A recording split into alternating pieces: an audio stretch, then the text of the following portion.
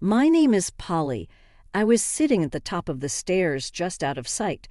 I could hear them in the kitchen, their voices all tangled up like a bunch of knotted shoelaces.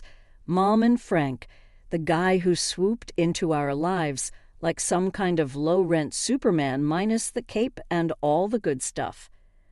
Frank, she's my daughter, I heard Mom say, a tremble sneaking into her voice like it was trying to tiptoe around him. Look, Sheila, I didn't sign up for this. You know it's bad enough I gotta deal with this place being a mess. And you're cooking, he grumbled loudly, words clear as day. Now I got my own kid on the way and I need to think about that, not this. Say it, Mom. Dared him quieter now. Say what you mean. Frank snorted. Not this leech you got hanging on us. What is she, huh? Just a mouth to feed. Someone I got no bond with. She's just got to go.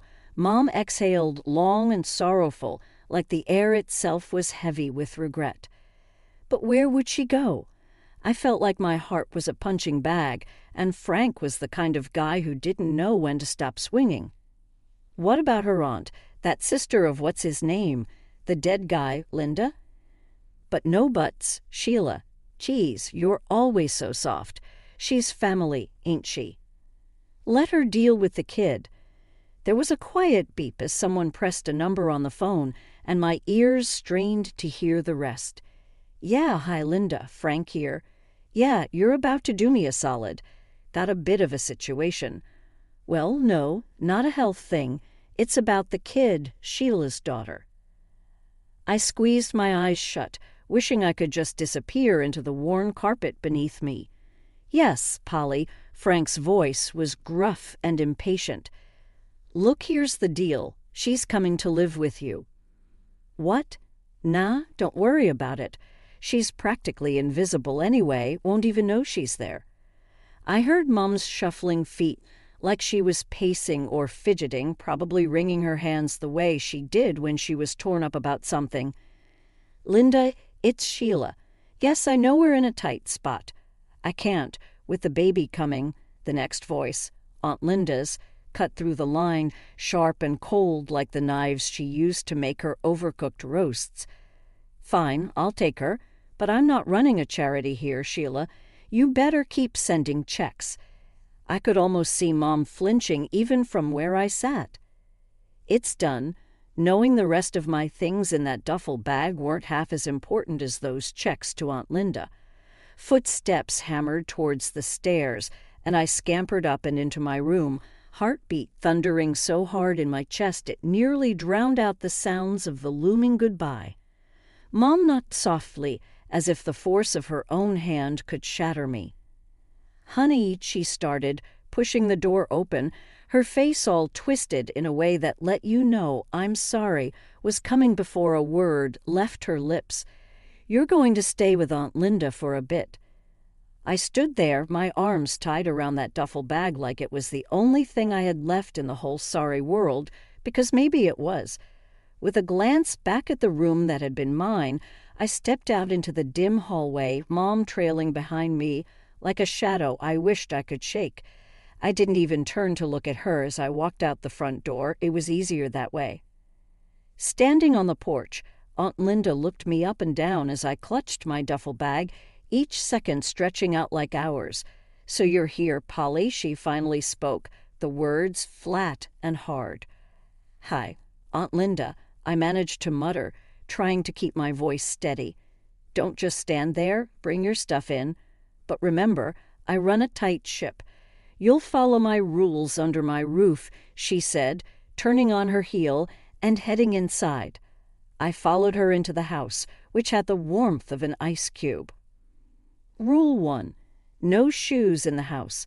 Park 'em by the door, and don't you dare drag in any dirt. I keep a clean home. I nodded, slipping off my sneakers and leaving them neatly by the entrance. Rule 2. Lights out by 9 on school nights. I won't have any late-night gallivanting or nonsense. She continued ticking off her rules on her fingers as she went. Okay, I said, my voice barely above a whisper. Rule 3. Don't talk back, don't question me. Just do as you're told, quick and without fuss. Her house was like a museum, everything in its place and nothing out of line. The living room looked barely lived in. Plastic covers clung to the sofas, and I'd bet my last dollar they'd never been sat on. Aunt Linda caught my gaze and snapped, "Those are for protection, not for sitting. God help you if I catch a crease in them." I just nodded again, trying to take it all in. A few days in, and it felt like I was walking on eggshells that were rigged to explode. I spent my time trying to be invisible, hoping that it would save me from her sharp tongue. One day I slipped up. I spilled a bit of milk on the counter. Quick as I could, I wiped it up, but not quick enough. "What's this?" A puddle. Aunt Linda had appeared like a whisper, and her voice was like thunder. "Wasting food and making a mess. I got it. Aunt Linda. It's clean now." I showed her the rag, trying to prove it was just a small spill. "You think sorry and a rag fixes everything. You think I have the time and money to waste on your clumsiness." "No," I started, but she cut me off with a wave of her hand, like I needed more problems. "Your mom sends you here like I got nothing better to do. Even your own mom didn't want you. So why should I?" Her words hit me square in the chest. I stood there, jaw tight, swallowing the hurt because crying wouldn't change a thing. I knew arguing would only make it worse. The rules were clear, and Aunt Linda was the kind who never bent them, not for anyone. "Sorry won't happen again," was all I could get out. "You're right, it won't, because if something like this happens again, we're going to have a bigger problem. You hear me loud and clear," I answered, my voice sounding small even to my own ears. Dinner was a silent affair. Aunt Linda liked eating without the sound of anyone else's breathing, it seemed. I tried to chew quietly, making every move deliberate, wishing I could just disappear into my room. Days bled into weeks and weeks into months, each as unremarkable as the last. Until one afternoon, I was sitting on the carpet in my room, the one with the faded wallpaper peeling at the corners. My room and Aunt Linda's was just another box in the stack, nothing like my old one back at Mom's. With Aunt Linda at the grocery store, I grabbed the cordless phone from its cradle in the living room. My heart was racing as I punched in Mom's number, a sequence I still knew by heart from years of dialing it for takeout or when there was a spider too big for me to handle alone. The phone rang and rang. On the fourth, she picked up. "Yeah, Mom, it's me, Polly," I blurted out before my courage could fail. There was a pause, a breath, a sigh. "What do you want?" I miss you." I didn't get a chance to finish. "I don't ever call here again." The line clicked dead. I stood there, phone in hand, her words a new weight in the pit of my stomach. It wasn't just the rejection that stung, it was the finality of it. "I hope that was important." Aunt Linda's voice came from behind me like a winter's draft. I just wanted to talk to her," I said, my voice failing to hide the quiver. She snatched the phone from my hand, her eyes narrow slits. "You think these calls are free?" I stammered, though I had no idea how. Aunt Linda snorted. "Pay for it with what?" "No, you've caused enough trouble. I'm done with it, done with you." Before I could plead, she was on the phone, barking into the receiver. "Yeah, Betty, get a room ready. She's coming to you." I barely had time to process her words. Before I found myself holding a bus ticket and a hastily repacked duffel bag, she dumped me at the bus stop with a shake of her head and a good riddance that followed me onto the bus. I was on my way to Grandma's, and as the bus chugged along, the town I knew became a blur. I thought about Mom's voice, that tone I'd never heard before. I pressed my forehead against the cool window, the hum of the engine a stark contrast to the storm inside me. Grandma lived in a smaller town a couple of hours away, in a house that was as old but twice as cozy as Aunt Linda's. She was standing on the porch when I arrived, her eyebrows drawn down in concern. "You okay, Polly?" she asked as I trudged up the steps. I shook my head. "Aunt Linda sent me away." Mom doesn't want to talk to me anymore, I sighed. Grandma sighed, opening her arms wide. I stepped into her hug like it was a safe haven. Families can be tough, she murmured. Come on in. I'll make you some tea. As I sank down at her kitchen table, surrounded by the comforting scent of cinnamon and apples, the warmth of the room unfreezing my fingers, I started to realize something hard, that sometimes the idea of a parent isn't what you get, and maybe, just maybe, I had to start figuring out how to deal with that. The day I settled into Grandma's house, I could tell it was a different world. The walls were lined with pictures of plants and landscapes, unlike the museums back at Aunt Linda's place. Grandma was already in the kitchen, the heart of her home, humming a tune I didn't recognize. Gran, you need help with anything? I called out as I dragged my bag inside. Without missing a beat in her humming, she replied, Nah, just park yourself at the table. Going to fix us some grub.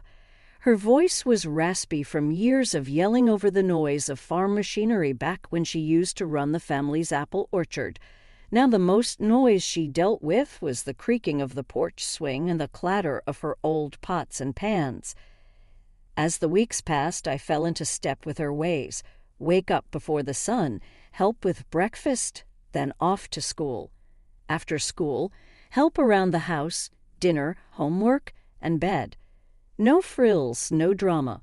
One chilly afternoon, Grandma found me on the porch swing, the horizon painted orange and pink by the setting sun. I've got something to tell you, she said, pulling the other side of the swing down with her weight. I tightened my grip on the chains of the swing. Whatever it was, Grandma wasn't one for beating around the bush. You're not just staying here, you know. This isn't temporary. She held out some papers to me. I've gone and made it official. You're mine now for good. I scanned the papers. Words like custody and guardianship jumped out at me. She'd done it. Why'd you do this, Gran? To me, it seemed like taking on a burden, more trouble than a teenage girl was worth. 'Cause you're blood, kid. More than that, you got spirit. Remember, tenderness beneath the strength. She repeated her old saying and tapped her chest. Right here is where you've got to be toughest. We sat quiet for a while, the swing creaking under us, the sky darkening. I let her words wrap around me like the quilts on my new bed upstairs. Thanks, Gran, I finally said. That was all, thanks. It sounded lame even to my own ears. Well, don't thank me yet. You'll be pulling extra weeds tomorrow, make no mistake. Her tone was playful, but I knew she'd hold me to it.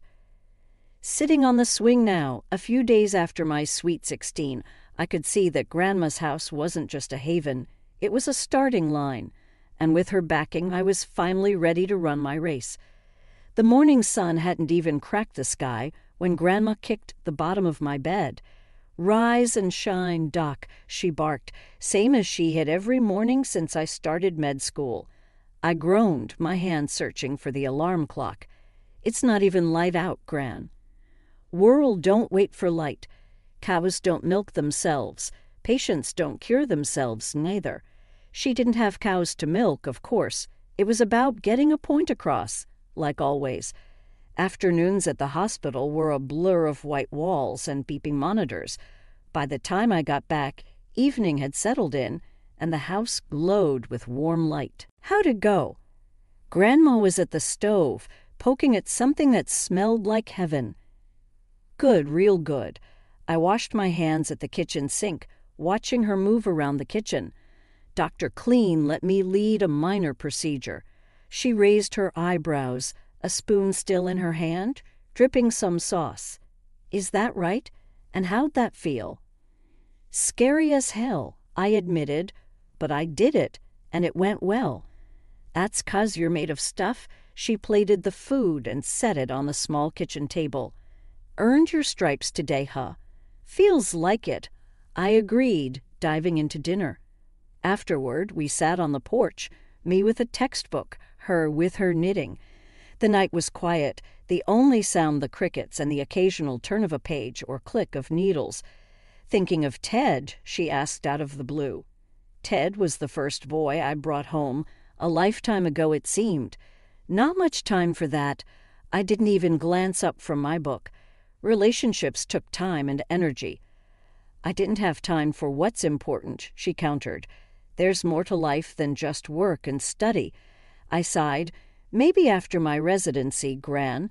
She nodded, knowing that was the best I could offer right then. Just remember, life's short. I smiled at her words, thinking how many times I'd heard just that. Never forget you got more to give than just being a good doctor. Got a heart that needs sharing, too. It was in this simple way that she kept my feet on the ground, reminding me there was a world outside medicine, and one day I'd be a part of that, too. We didn't talk much after that. The night wrapped around us, a blanket of peace, as I pondered a future that seemed both exciting and terrifying. As the clock ticked towards tomorrow, I knew one thing for sure. Whatever the future held, I'd face it head-on just like Grandma taught me. I should have known when Gran missed breakfast for the third day straight. It's nothing, she said, waving off my concern. But nothing didn't leave you pale and worn out. Nothing didn't whisper lies in a voice that trembled like an old barn in a storm. The news hit like a brick. It's cancer. The doctor told me, blunt like the EKG I wished was for someone else. Anyone else. You serious? I asked, darting from the doctor to Gran, who sat there nodding like she'd known all along. As serious as it gets, Gran said, sitting up straight. No tears, just that squared chin that always meant business. The battle was short and fierce, and through it all, she'd never let me see her scared. Until one quiet morning when she finally let go of the fight, the breath slipping from her in a soft sigh, like she was slipping into a warm bath. After, the house felt empty, like someone had scooped out the middle and left me with a shell. I walked through the funeral like someone else, shaking hands, accepting hugs, hearing murmurs of, "She loved you like her own." They didn't get it, not really. It wasn't like she was my own. She was my everything. After everyone had gone, I stayed back, leaning on the cool marble, staring at the casket that was too new, too shiny. Left alone, I whispered to Gran, like I used to when it was just me and her against the world, "I'll make you proud, I swear." The next morning, I found myself at the hospital, the hall sterile and smelling of disinfectant.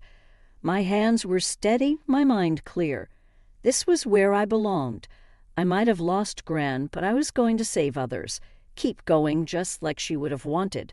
In surgery, my hands didn't shake. The strength lived in me. Each stitch was a promise, a testament to her legacy, a legacy of love that didn't end with last breaths or in silent funeral halls. It was the love that pushed you forward when life kicked you in the teeth, the love that made you square your shoulders and face each day, knowing you were never really alone. Mama always had a flair for drama, like she could smell money from miles away and come sprinting. The doorbell rang one lazy Sunday, pulling me away from medical journals and a cup of coffee. I opened the door, and there they were, like some twisted version of a family reunion photo. Mom looked at me with those hawkish eyes, and before I could even get out a hello, she was in with the ask. "You've got to share. It's only fair. Half is ours by rights," she said, her hand fluttering around like a bird trying to get out of a cage. Stepdad just leaned in the doorway, arms crossed, a muscle ticking in his jaw. He had that look, the one he got when he knew Mom had a great idea. Sarah hung back, not saying a word, just scrolling on her phone. I couldn't help it. A laugh just bubbled up. "Owe you? For what exactly? Last time I checked, you kicked me out when I was 11. Mom's eyes narrowed to slits. "We put a roof over your head, fed you, clothed you. That has to be worth something." Fed.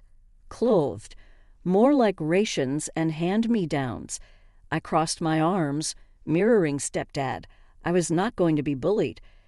But Gran, she said the word almost like a slur. "She left you everything and we're struggling here." Stepdad took a step forward. Listen, just give us what we deserve, and we can all walk away from this peacefully. I shook my head, a mix of anger and disbelief churning in my gut. Gran didn't leave you a penny because she knew exactly what sort of people you are. Matter of fact, you remember that whole thing when I was a kid about where I came from. Well, turns out Gran adopted me when I was a baby, so legally I'm not even obligated to give you the time of day, let alone any inheritance.